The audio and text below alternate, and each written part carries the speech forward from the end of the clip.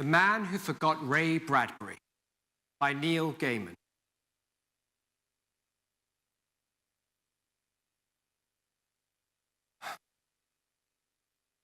I'm forgetting things, which scares me.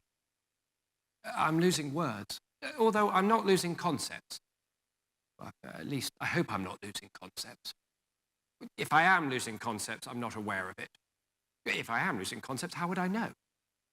Which is funny, because my memory was always so good. Everything was in there. Sometimes my memory was so good, I could even remember things I didn't know yet. Remembering forward. Oh. I don't think there's a word for that, is there? Remembering things that haven't happened yet. I don't get that feeling when I go looking for a word in my head and it isn't there, as if someone's come and taken it in the night. When I was a young man, I lived in a big shared house. I was a student then. We had our own shelves in the kitchen, neatly marked with our names, and our own shelves in the fridge, upon which we kept our own cheese, eggs, yogurt, milk. I was always punctilious about using my own provisions, yes. The others were not so, There, I lost a word. One that would mean careful to obey the rules. But other people in the house were not so. No, I'd go to the fridge and my eggs would have vanished. I'm thinking of a sky filled with spaceships. So many that they seem like a plague of locusts, silver against the luminous mauve of the night.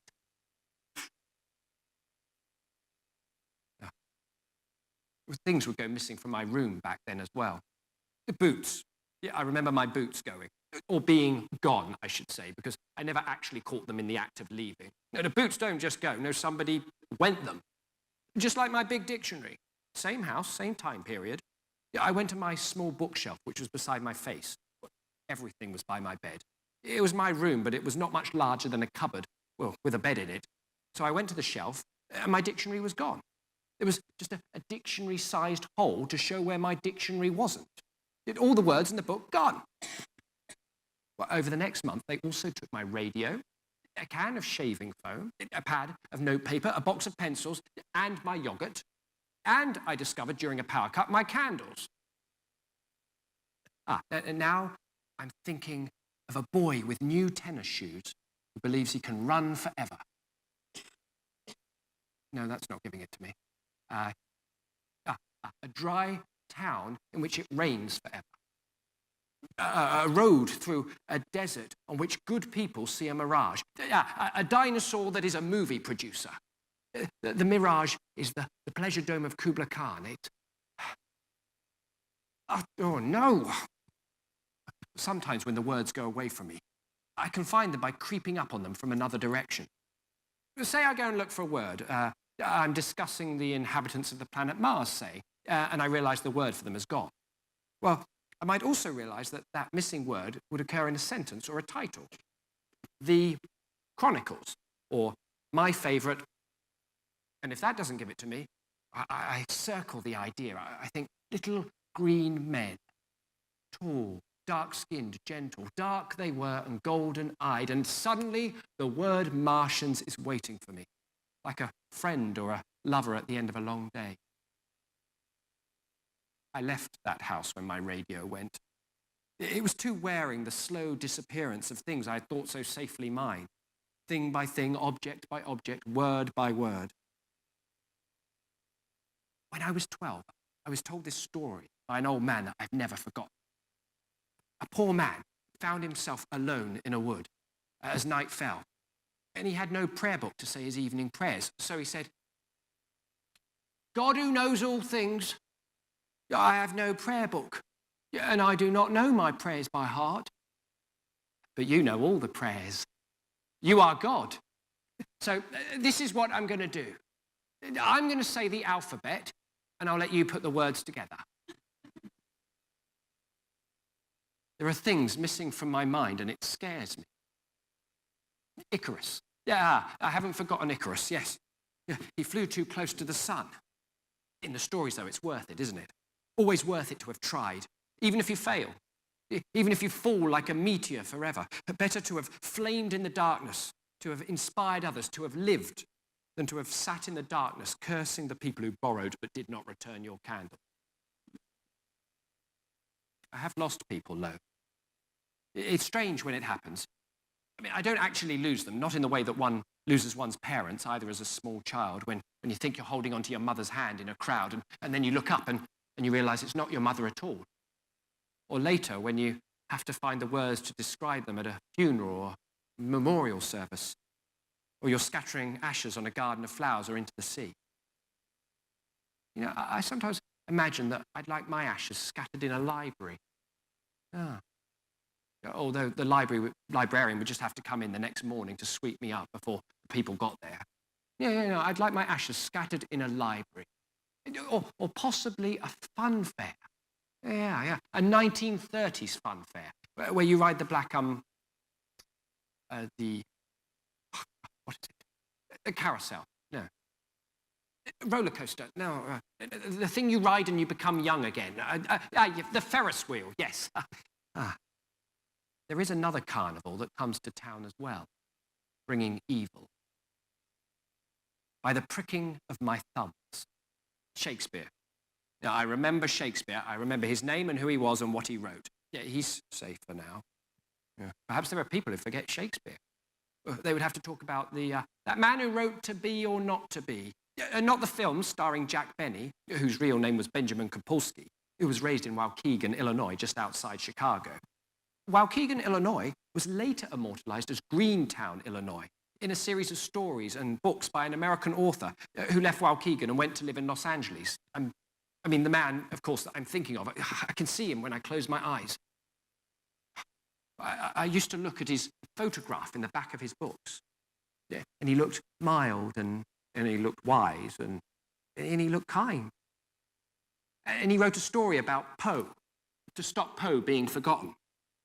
And in the story, we're on Mars, although we might as well be in Waukegan or Los Angeles, as critics, as those who would repress or forget books, as those who would take the words, all the words, dictionaries and radios full of words, as those people are walked through a house and murdered, one, by orangutan, by pit and pendulum, for the love of God.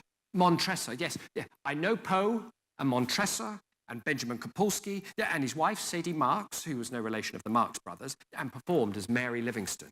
Yes, all these names are in my head. I was 12.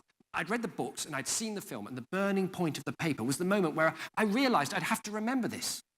Because people would have to remember books if other people go around and burn them and forget them. You know, we will commit them to memory. Yeah, we'll become them. We'll become authors. We will become their books. Sorry, I lost something there. Like a path I was walking, dead-ended, and now I'm alone and lost in a wood, and I'm here. But I do not know where here is anymore. You must learn a Shakespeare play, yes. I'll think of you as Titus Andronicus. And you could learn an Agatha Christie novel. You could be Murder on the Orient Express. And someone else can learn the poems of John Wilmot, Earl of Rochester. And you, whoever you are reading this, you can learn a Dickens book. And when I want to know what happened to Barnaby Rudge, well, I'll come to you. You can tell me. And the people who would burn the words, the people who would take the books from the shelves, the firemen and the ignorant, the ones afraid of tales and words and dreams and Halloween, and people who have tattooed themselves with stories and boys, and you can grow mushrooms in your cellar. And as long as your words are people, which are days, which are my life, as long as your words survive, then you have mattered, and you have lived, and you've changed the world. And I cannot remember your name. No, I learned your books, burned them into my mind, in case the firemen come to town. But who you are is gone. I wait for it to return to me, just as I waited for my dictionary or my radio or for my boots, and with as meager a result. All I have left is the space in my mind where you used to be. And I'm not so certain even about that. Well, I was talking to a friend, and I said, "Are these stories familiar to you?" You know, I told him all the words I knew, the ones about the monsters coming home to the house with a human child in it, the ones about the lightning salesman and the wicked carnival that followed him, and the Martians with their fallen glass cities and perfect canals. Yeah, I told him all the words, and he said, "No, I haven't heard of them. They don't exist." And I worry. I worry that I was keeping them alive, like the people in the snow at the end of the story, walking backwards and forwards, remembering, repeating the words and stories, making them real. Do you know, I think it's God's fault. Yeah, I mean, he can't be expected to remember everything, can he? God can't, busy chap. So perhaps he just delegates things. Perhaps he just goes, I want you to remember the dates of the 100 Years' War. And you remember Akapi. And you remember Benjamin Kapulski from Waukegan, Illinois. And then when you forget these things that God has charged you with remembering, bam, no more Akapi. Just an Akapi-shaped hole in the world, which is sort of somewhere between an antelope and a giraffe. No more Jack Benny, no more Waukegan, just a hole in your mind where a person or a concept used to be. I don't know. I don't know where to look. Have I lost an author? Just as once I lost a dictionary? Or worse, did God give me this one small task and now I've failed him? And because I've forgotten him, he has gone from the shelves, gone from the reference works, and now only exists in my dreams, in our dreams. Well, my dreams, because I do not know your dream. Perhaps you do not dream of a veldt that is only wallpaper, but that eats 2 children. Perhaps you do not know that Mars is heaven, where our beloved dead go to die, and then they consume us in the night. You do not dream of a man arrested for the crime of being a pedestrian. I dream these things. If he existed, then I've lost him. Lost his name, lost his book titles one by one, lost the stories. Yeah, and I fear I'm going mad. But I cannot just be growing old. Now, if I failed in this one task, oh God, then only let me do this one thing, that you may give the stories back to the world. Because perhaps if this works, you'll remember him. We'll all remember him. His name will once more become synonymous with small American towns at Halloween, when the leaves skitter across the sidewalk like frightened birds, or Mars, or with love. And my name will be forgotten. I'm willing to pay that price if the empty space in the bookshelf of my mind can be filled again once more. Oh, dear God, hear my prayer. A, B, C, D, E,